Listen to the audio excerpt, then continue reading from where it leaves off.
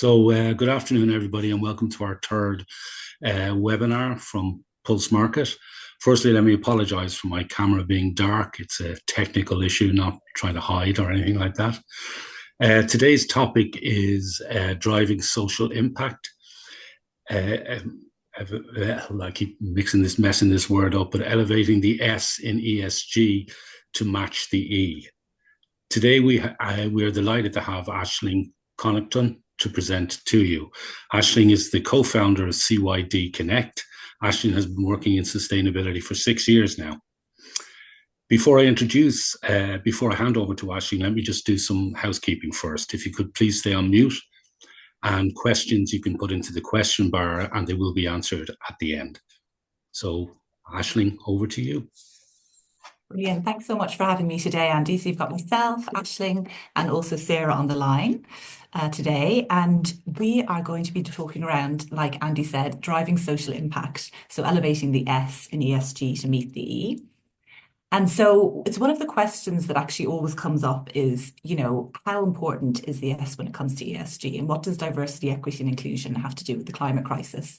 And so sustainability is so much more than just the climate crisis. So if we take a step back and kind of remember, obviously, we have 3 pillars to sustainability. The planet is the one that everyone thinks of, the E. Sometimes people get the societal pillar, which includes gender equality, Black Lives Matter, the mental health pandemic we find ourselves in.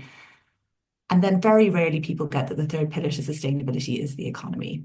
And we need to figure out how we balance these 3 bubbles to bring our kind of world and business into balance. And so the definition is meeting the needs of the present without compromising the ability of future generations to meet their own needs. And one of the challenges we've really discovered is that as a species, we have not figured out how we grow this economic bubble, so how we make money without exploiting the planet or exploiting people. And so in academia, we kind of blow out this economic bubble where we're saying we need to figure out how to make money. Making money is a great thing, but how do we do it by maybe serving people and planet instead of exploiting them? And you can see this is where we are right now, an economy that is extractive and that is take. And so when I went back and retrained, like Andy said, my background before working in sustainability was that I worked in crisis communications. So I was communications director for the 2nd biggest tech company in the world. And I realized businesses that didn't have a sustainability strategy had a crisis strategy instead. And so I went back and retrained 6 years ago. And when I was studying, my professor would say, sometimes in sustainability, it can feel quite doom and gloom, but actually the best academic minds in the world have come together and they've figured out what we need to do to bring the world into balance. There's more than one goal, there's 17 of them, and they're all interconnected.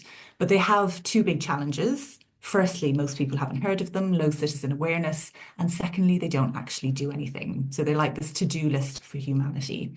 And businesses and the private sector have a huge role in our economy and world because it's very much the doers of society. And so it's how do we accelerate the Sustainable Development Goals and make them really change our planet instead of just being a to-do list on our pin board like they are for many industries.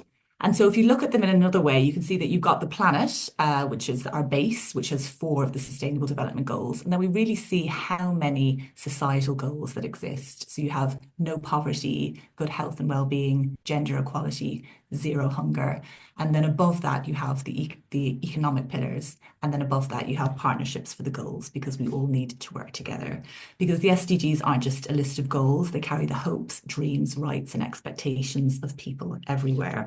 So we really need to figure out how we make them happen. So just if we touch quickly on the E of ESG, the environment aspect, we've kind of got to a point where everyone is talking about carbon, right? So our carbon footprint is the total amount of greenhouse gas emissions that are put into the atmosphere. And every person, business, entity has a carbon footprint. But at COP of the last 2 years running, there has been this term called carbon tunnel vision, where we are just laser focused on carbon. And many academics will say, we have to be focused on carbon because if we don't sort the E, there's nothing else left, right? So there's no business on a burning planet. We have to sort the greenhouse gas issue and the environmental aspects. However, we are in something called carbon tunnel vision, and we do need to start looking at all the other aspects because they are all interconnected, and that societal pillar is absolutely key. So we're going to spend a bit more time kind of working through the S. And there's these societal issues that really came to the forefront really during the pandemic. You know, they were always bubbling, but I think during the pandemic, we really felt them come about even more. You know, 2020 was the year that we'll never forget, but it was the year that also George Floyd was murdered in front of the world's eyes. Also, the mental health issues that we're seeing, young adults severely impacted, and then so many like trans rights, human rights. And so all of these societal issues really came to the forefront. And you might say, but what do they have to do with my business, really? You know, how are they affecting my business? And if we go back to what is the purpose of a business, we can really see that it was Milton Friedman who said in the 1970s that the purpose of a business was to make as much money as possible for its shareholders. So at any cost, it doesn't matter how you're affecting the planet or how you're treating your workers, how you're treating society. The purpose of a business is to just make as much money as possible. In 1998, John Elkington, a British academic, coined the term triple bottom line. So businesses were reporting on people, planet, as well as profit. And then in 2005, that's when the Sustainable Development Goals were born. And really what we're working towards is a systems change where we can, like we mentioned right at the beginning, it's about kind of balancing those bubbles and how we create money by doing good for people and planet instead of the shareholder primacy that we've been speaking about. So it's really around thinking, what is the purpose of your business? How is it serving the societal aspects within your business as well? And so this is where diversity, equity, and inclusion really comes in. And again, I spend a lot of time with academics now, and they'll often say, when they're trying to investigate which businesses are greenwashing, the first thing they'll do is look at who's on their leadership board. Because if it's just a group of white men, it means that they haven't started embedding DE&I through their business. And that's where they'll start looking for first to start investigating. And that's because also diversity isn't just about a kind of box ticking exercise. It's really about the ideas that people share and the thinking. You know, Einstein said it best when he said, the thinking that created the problem is not going to create the solutions. So we need different thinking, and that's really what's going to drive innovation. And you can see that people really only share very, very little when they feel they don't belong. As when people feel that they do belong, they're going to open up and share so much more. And I love this quote: diversity has been invited to the party, inclusion has been asked to dance. And another piece as well, because, you know, there's diversity, equity, and inclusion. And one of the points I really like to explain the difference on is equity and equality. So the reality is that we live in a world where people get more, some people get more than others, and there's a huge disparity. Equality is the assumption that everyone benefits from the same supports and it's considered to be equal. But that doesn't actually work in reality. What we really need is equality. And that means that everyone gets the support they need, which produces equity. But even further along the line, what we could be working towards is justice, which means that the cause of the inequity has been addressed. So that means, you know, sexism, racism, classism, often anything that ends in an ism is a systemic barrier, and that barrier in itself has been removed. And a personal example I have here is, you know, it wasn't until 1976 that women could open bank accounts in the UK and Ireland. Up until that point, you could not open a bank account in your own name. It would have had to be underwritten by a man. You couldn't get a bank loan to set up a business. Thankfully, now we live in a time where men and women have equality, and you know, I could open a bank account and set my own business up. I didn't have that challenge when I set my business up. However, I am dyslexic, and that means I can't fill out a bank form by myself. So it means that I needed that extra support in filling out the bank form, and that's equity in action. It doesn't mean that I shouldn't have it just because I have that disability. It means that I just need that extra bit of support. And another key slide I absolutely love is this one, which is called the Wheel of Privilege. And this is also what we learned at COP, which is that the majority of power has been sitting in the center of this wheel. So it's worth taking a moment to kind of go through the wheel and see where you sit. So what is your skin color? What is your ability? What is your sexuality? What are you neurodiverse? What is your mental health? What is your body size? Are you housed? How wealthy are you? Do you speak English? What is your gender? So you can see the majority of the power sits in the center of this wheel. And the challenge is that we need to have kind of more of the outside of the ring in order to innovate, to solve some of the world's issues, because we can't be talking about solving poverty if we've never experienced it. So it's really about bringing the center of that power to other aspects of the wheel. And that's really how we're going to innovate, because we need new thinking and different ways of coming up with solutions. And so this wheel of privilege is really always, when I'm at the UN conferences, the moment that kind of everyone goes, oh my gosh, I'm so, so privileged, because it's also about understanding how privileged we are and how we can use our power as a force for good, and all of the kind of benefits that we can do to really kind of make a difference in this world and use our power in the right way. But really, it's all connected to fundamental human rights. And human rights are the basic freedoms and protections that belong to every single person on the planet, no matter where they're from, who they are, or what they believe in. And we can see that compliance is really changing. So CSRD, which we'll touch on in a bit more detail, really requires companies to disclose detailed reporting on environmental and climate-related risks, but also social impacts and governance practices. And social impact is also a key part of CSRD. So it's not just focused on the E aspects.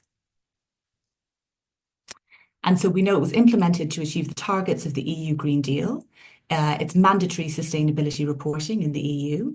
We started with large businesses this year, and it's progressing to SMEs as we go forward. And we know that as well, that businesses that are kind of suppliers to bigger businesses have to start getting this reporting in place, because really you have to make this happen for your business, right? Because what does this actually mean for you?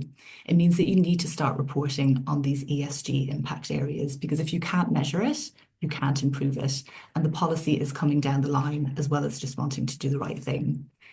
So what I've pulled out now is some of the kind of questions. Often, businesses are like, oh, but what does this actually mean for my business? How is it actually going to how am I going to make changes? So with governance, so the G of ESG, it's all around who is steering the ship. So how are social and environmental decisions being incorporated into the business? Does your business have solid and clear ethics and transparency policies and practices? And how is stakeholder primacy embedded into the business's DNA? So as we said, Milton Friedman, the purpose of a business is to make as much money as possible for its shareholders. We know now he got that wrong. And that's not what you would be taught. I did my business degree in 2005. That's what we were taught. It's not what you're taught when you do an MBA today. That's not what you're taught the purpose of a business is. And so governance is looking at how are you impacting all of your stakeholders? Who are your stakeholders? And then how are you impacting them? The environmental aspect includes your environmental management system. So what is your renewable energy use, the measurement of your greenhouse gas emissions or carbon, your waste management, your recycling practices, water management, your targets and reduction strategies. And then community, so this includes the employee and supply chain. So this is also diversity as well, your DE&I strategy. How have you helped grow the local economy through local purchases and new jobs? What have you given back through corporate giving initiatives? And then your responsible supply chain management, and making sure that you may have certified suppliers, etc. So really, how are you supporting your local community, and what are you doing to make sure that they're also growing and thriving? Workers will also fall under the S. So what is the financial security, living wage, bonuses, health, wellness and safety, career development? How robust is your career development program? Engagement and satisfaction. What are your employee benefits and how engaged are your employees?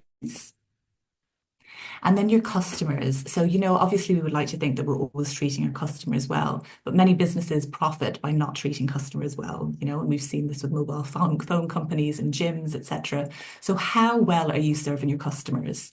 Do you have policy or practices around ethical marketing? Are you GDPR compliant? Obviously, in this market, we have to be, but are you following the legislation in other countries? Do you provide guarantees or warranties? And are you delivering on your customers' expectations? So these are some of the metrics that you'll start reporting on. Because if you don't measure it, you can't improve it. And that's why it's really important to start with a baseline so that you can start measuring and improve and get on a kind of treadmill for improvement. And Sarah, I'll hand over to you now.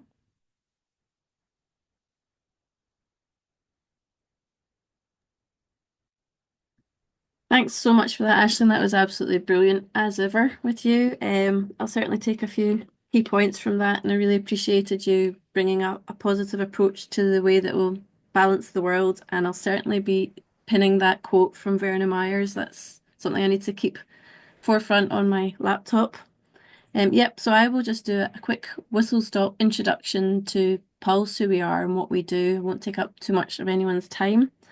So Pulse Market, we are an expert-led, tech-enabled sustainability ecosystem. So our expertise comes from the likes of Aisling, who we partner with, and our tech skills come from the platform that we have. So we offer a range of solutions for sustainability. We have training, ESG discovery, supplier discovery, implementation, right through to future planning for your sustainability journey. And we combine these on the Pulse platform. And on the platform, you can collect and manage and store your organization and your value chain's ESG data. You can store it once and use it many times, which is key for supporting your compliance, sustainability regulations and frameworks such as CSRD, SECR, B Corp, which is something that Aisling can certainly help you with for sure.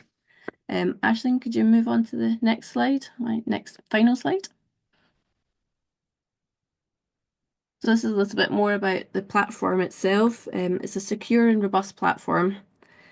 We ensure you've got data governance and data lineage, which is essential if you're wanting to be transparent in all your sustainability reporting regulations.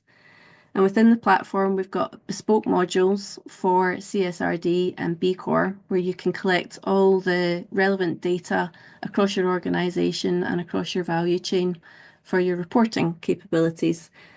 And on the platform, we've got a dashboard that's packed with charting, reporting tools, charts and graphs, which are easily downloaded and exported out into your board reports and sustainability reports. There's so much more to the platform, but what I want to get across is that it's really key that you can store your data once and manage it in different ways, and also that we've got different solutions, expert-led solutions that we can offer. If you want to find out a little bit more about it, you can contact myself or Andy. We've got contact details at the end of the slide deck. So yeah, connect with us on LinkedIn too, or go to our website, pulsemarket.com. And I'll pass over to Andy to see if we've got any questions we'd like to put out there for Aisling. Thanks, guys. Very good, Sarah. Very good, Aisling. It's always informative, no matter how many webinars I sit on. It really does make me realise that a lot of the legislation that's coming through is not just that we require being compliant. It also makes a lot of sense for a business to work in that way. I particularly do like the diversity and inclusion piece, because whilst I know there's a lot of debate around statistics around diversity and inclusion, the most important one is more than one voice, more than a voice of people from all the same background, the same arena, the same class, the same colour. It doesn't make sense. You don't get an answer to anything. So let me have a look at some of the questions that have come in. The first one is one after a good one from an ex-banker like myself. Is there any grant support available to take on this journey? I guess. Yeah, absolutely. I mean, but also, Andy, the point you made earlier around, the different thinking. I used to live in China, and when I worked in China, the CEO used to say, everyone was petrified of him, but he used to say, everyone should have a different point of view to me. Because if you don't come here and have a different point of view around this table, one of us is fired and it's not me. And that's what he used to say. One of us is losing our jobs if you have the same point of view as me and it's not me. And it was petrifying. Do you know what I mean? It was so scary. But it was that thing that he didn't want a load of yes men just telling him what he wanted to hear. And in lots of ways, that's diversity, not in a way that you would think, right? But it is diversity of thought, and it is diversity of, you have to be able to bring different views if we're going to grow and develop, right? Instead of us all just thinking the same way, because it's not going to make the change that's required. Absolutely. And yeah, so your point around grants, so there's so much support. And this is where, we should be really lucky we're in Ireland. So my business works with lots of different companies across the world. And the supports we have in Ireland are actually far superior really to other markets. So they're really worth kind of exploring.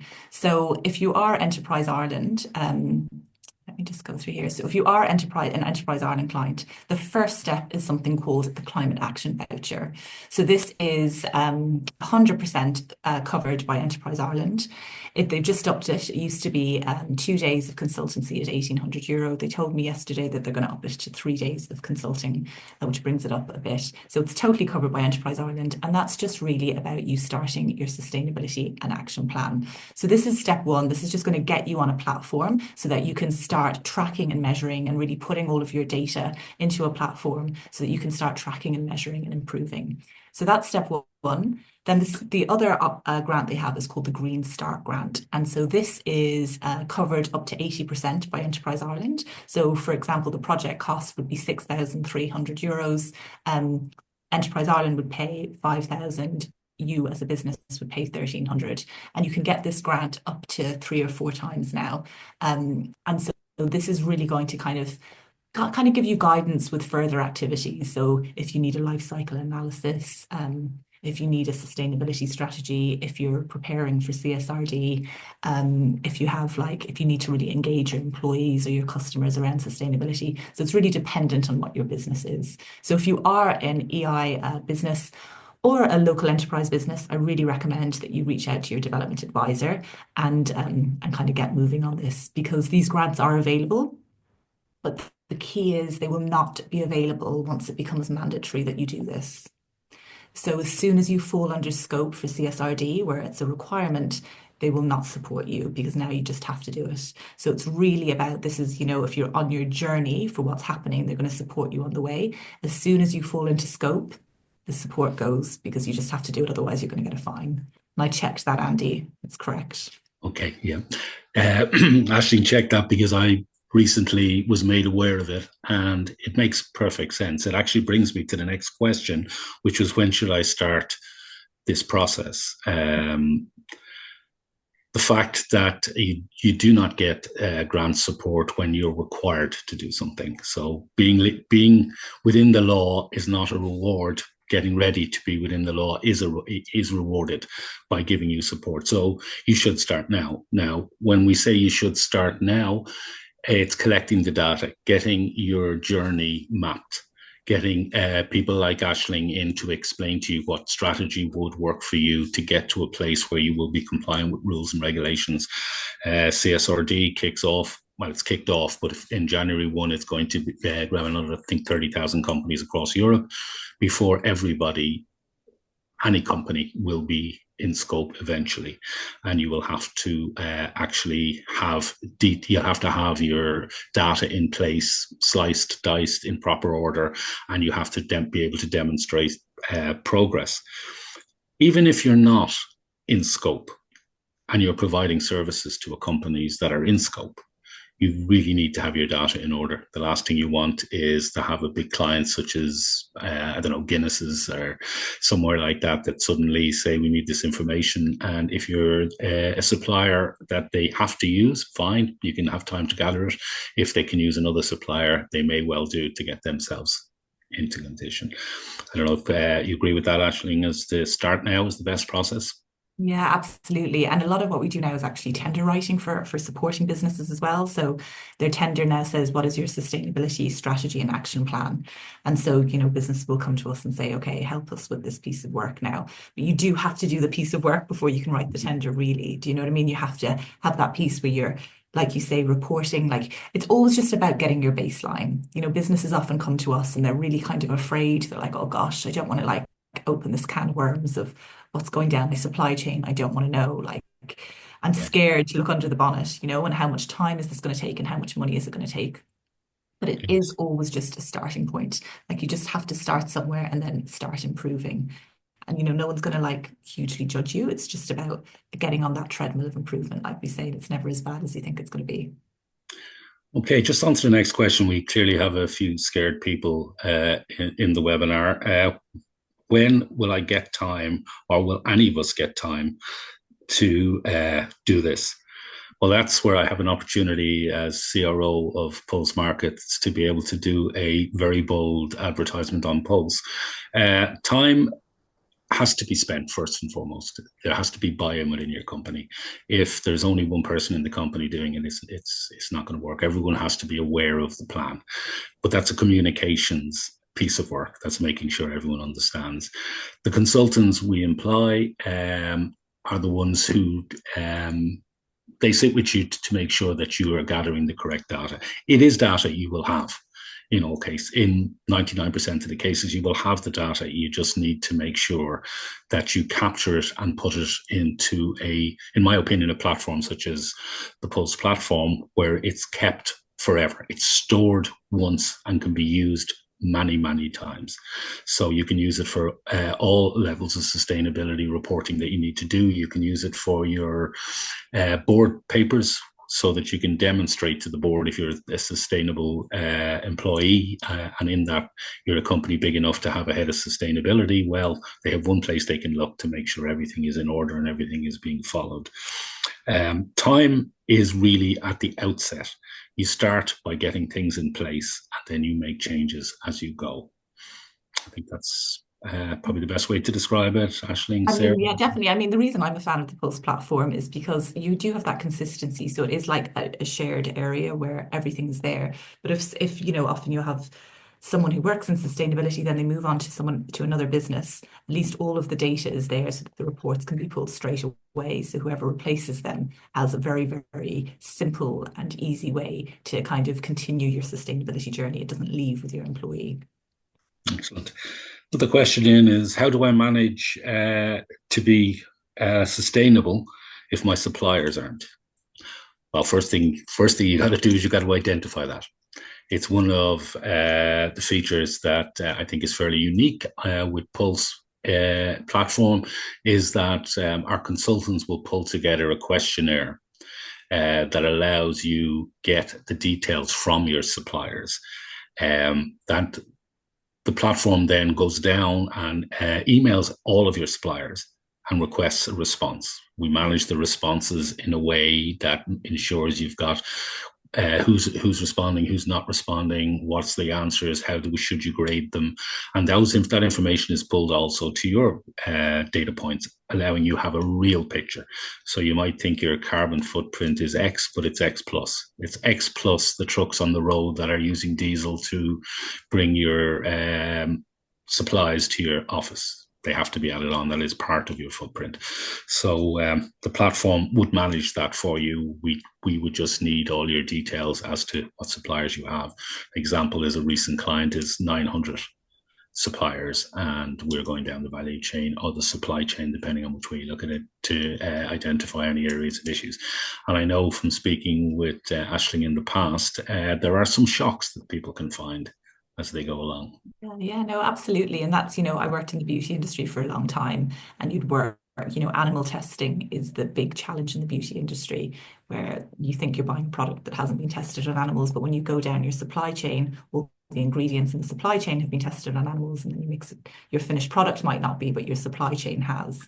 And that's always a real shock for businesses. Do you know what I mean? Because they have a bunny on the front of their product and they're like, oh gosh, now I've opened my supply chain and I'm realizing that there is an animal testing issue.